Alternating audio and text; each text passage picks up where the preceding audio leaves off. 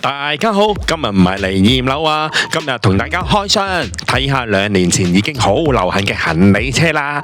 哇！呢一款電動車呢，曾經帶動咗全世界突然間興起一輪熱話喎。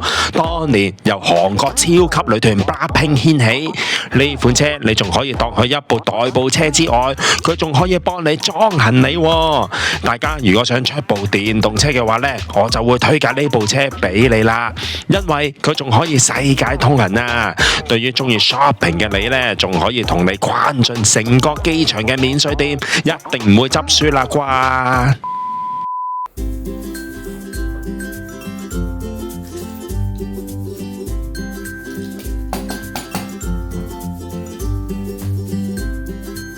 好，廢話太多啦，即刻同大家開箱。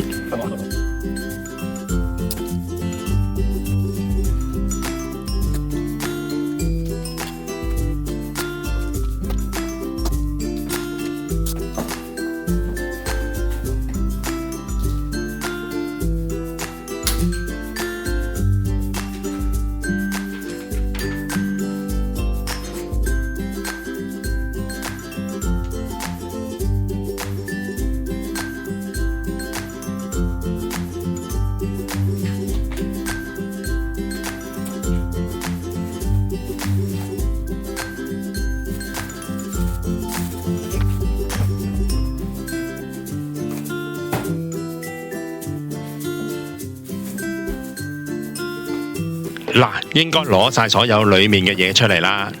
有2盒白色嘅嘢係咩嚟嘅呢？好，等我拆埋呢個膠袋，再話俾大家知。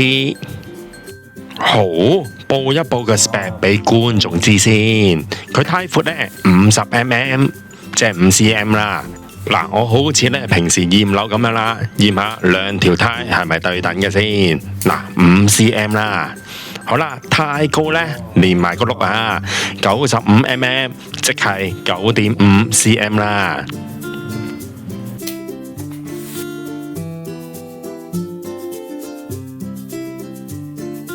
好，開埋個手柄俾大家睇下。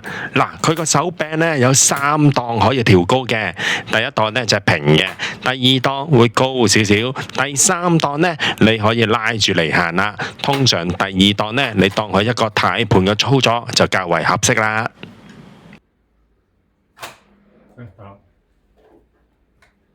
我自己呢就好中意佢呢好多隱藏式嘅手柄啦，同埋腳踏。譬如撳個掣呢，就可以個腳踏呢就會彈出嚟啦。咁啊，揭開個蓋呢，將個手柄拉出嚟啦。好，咁我而家拆緊呢一盒呢，係一個充電嘅火牛。咁另一盒呢，佢就配送咗一個電池俾你。好，咁電池嘅容量呢，就係95.76嘅 Wh 啊！大家要留意下當日啊安檢可唔可以過得到，有冇最低嘅限制呢？大家要小心一下啦，最緊要打電話問清楚先啊！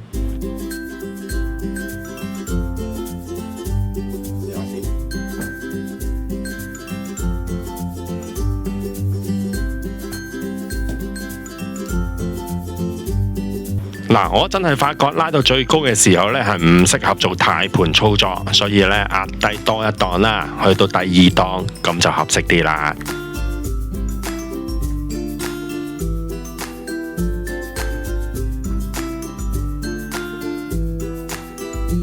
搞唔明添，點樣開車呢？嗱，大家俾啲時間我研究一下。得啦。可以啦，接通咗啦。原來佢需要呢藍牙接通，咁就可以操作到啦。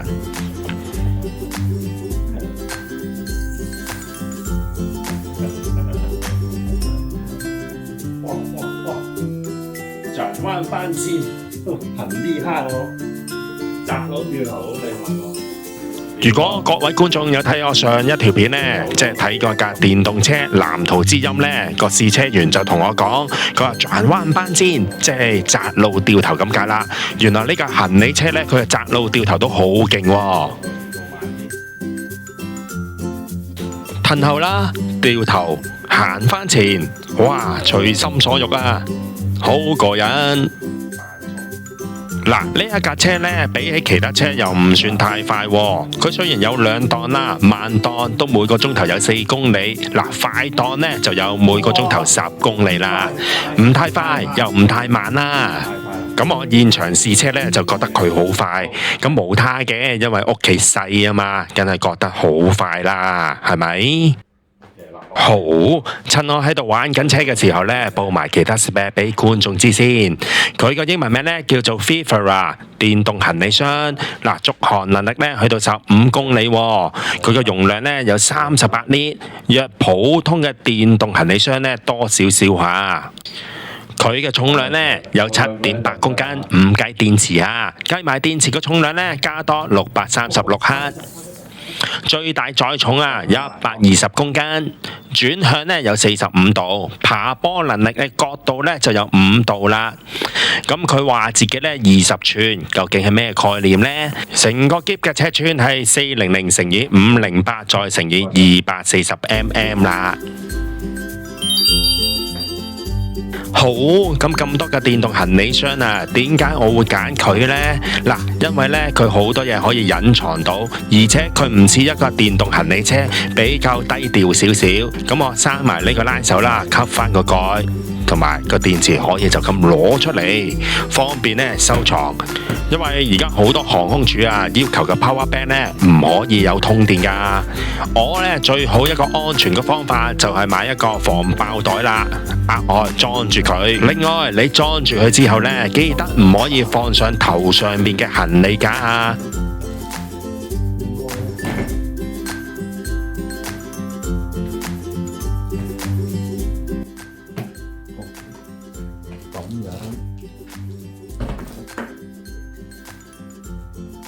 正啦，我中意佢呢一格，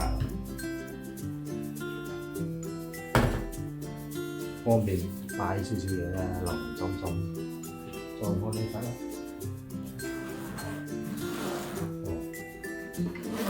同埋你嘅行李箱深度 OK。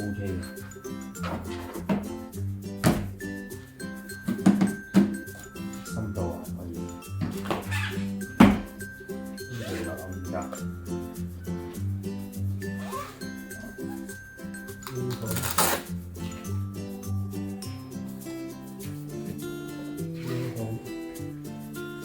好掂啊！出門方便。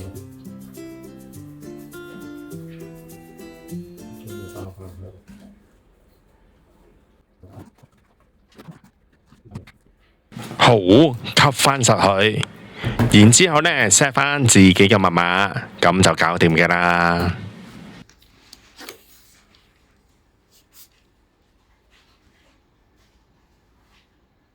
好，俾大家睇下，佢嘅速度呢就有2檔嘅。另外佢有一個把手嘅藍牙開關，咁啊呢一個位呢就係俾你愛嚟充電嘅，譬如手機啊，或者係你啲耳機等啦。跟住呢個就係電門啦，嗱，向前啊向後咁樣。咁側邊呢原來有個隱藏嘅電芯喺度嘅喎。好多謝大家陪我睇到嚟呢一度，請 subscribe、like 撳埋個囉囉，再幫手喺社交媒體度分享出去啊！如果你哋買咗新樓，記得驗樓揾我哋啊！